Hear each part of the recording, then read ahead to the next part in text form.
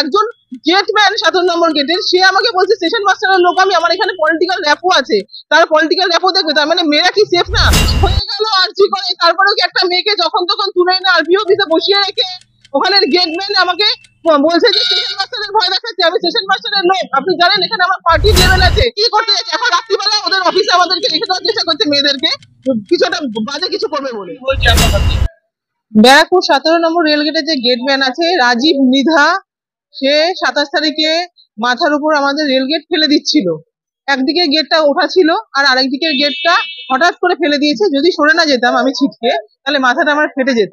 তখন ওকে আমরা ক্যালাস বলেছি, callous, this is not a slang I think, callous বলার জন্য, সেই জন্য ও তখন ওর প্রচুর লোকজনকে ওখান থেকে ডাকে, ওখানে নেশাগ্রস্ত অবস্থায় ছিল, সেই অবস্থায় অনেক লোককে ডাকে, ডেকে আমাদের সাথে যা খুশি তাই বলে, তখন একটা বচসা হয়, আমরা তখন রাত্রিবেলা ওখান থেকে বেরিয়ে যাই। এবার তারপরে উনি আবার আবার তখন ওখানে যারা এসেছিল সেদিনকে আমাদের সাহায্য করার জন্য স্থানীয়, ওখানে কয়েকজনকে ডেকে হ্যারাস করে ওদেরকে সরি বলিয়েছে জোর করে। এবার আজকে আমাদেরকে আবার ডাকিয়েছে, কোনো কমপ্লেন বা কিছু দেয়নি, কোনো কমপ্লেন বা কিছু দেয়নি, আরপিএফ এর নাম করে ডেকেছে, আরপিএফ অফিস থেকে এখন বলছে, ব্যারাকপুর আরপিএফ অফিস থেকে বলছে যে ওরা আমাদেরকে ডাকেনি, কিন্তু without any notice, without any documents or hard copy তারা কি করে আমাকে ডেকে সকালবেলা 11টা থেকে এখন বাজে 5টা 15, এতক্ষণ আমাকে বসিয়ে রেখে দিয়েছে, আমার পক্স হয়েছে আমি পারছি না, তাও আমাকে এখানে বসিয়ে রেখে দিয়েছে, হ্যারাস করছে একটা লেডিকে এইভাবে, জানি না ওরা কিভাবে করছে, উইদাউট এনি ডকুমেন্টস এখনো আমাকে ওরা বাড়ি যেতে দিচ্ছে না। আর ওদের যে ব্যক্তির জন্য আমাকে এখানে বসিয়ে রেখেছে, কমপ্লেন করেছে বলে, সেই ব্যক্তির কমপ্লেনটা কি আছে সেটাও আমাকে দেখাচ্ছে না, without any documents, without any law, without any action আমাকে এখানে বসিয়ে রেখেছে, হ্যারাস করছে, কেন করছে আমি জানি না।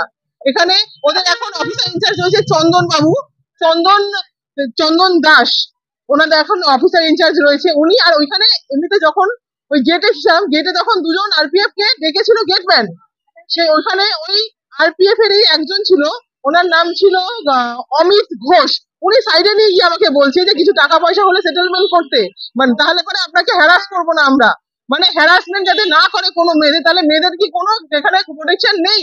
একটা তো হয়ে গেল অলরেডি অত বড় ঘটনা, একটা তো অত বড় হয়ে গেল আরজি করে, তারপরেও কি একটা মেয়েকে যখন তখন তুলে না আরপি অফিসে বসিয়ে রেখে ওখানের গেটম্যান আমাকে বলছে যে স্টেশন মাস্টারের ভয় দেখাচ্ছে, আমি স্টেশন মাস্টারের লোক, আপনি জানেন এখানে আমার পার্টির লেভেল আছে, আজকে পার্টির লেভেল দেখিয়ে ওরা আমাকে ভয় দেখাচ্ছে, একটা মেয়েকে হ্যারাস করছে, আমি অসুস্থ, আমি পারছি না, আমাকে জল পর্যন্ত খেতে দেওয়া হয়নি এতক্ষণ ধরে,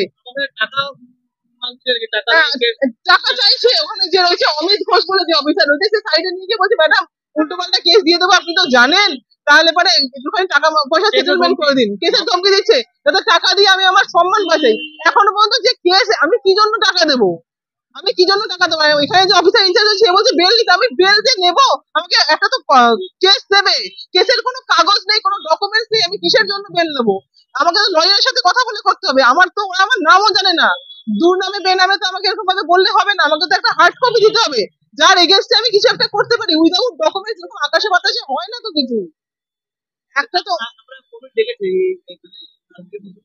আরপিএফ অফিসে আজকে সকালে ডেকেছে, টাইমিং সকালবেলা 11টার সময় ডেকেছে, আমরা 11টার সময় এসেছি, আর আমাকে বলা হয়েছিল যে আরপিএফ অফিসাররা আমাকে ওই 17 নম্বর গেটের কাছে ডেকেছে, যে গেটম্যান রয়েছে সে, আর গেটম্যান তাকে তার পায়ে ধরিয়ে আমাকে ক্ষমা চাইয়েছে অযথা, কোনো কারণ নেই, কারণ আমি মেয়ে তাই জন্য, এটা ওদের জেন্ডার পলিটিক্স চলছে, আর এইখানে যেহেতু ও মেল ইগো স্যাটিসফ্যাকশন করবে সেই জন্য আমার কাছে সেই ফুটেজও আছে যে আমি ওর পায়ে ধরে ক্ষমা চাইছি, আপনারা বললে আমি সেটাও শেয়ার করে দেবো আপনাদের।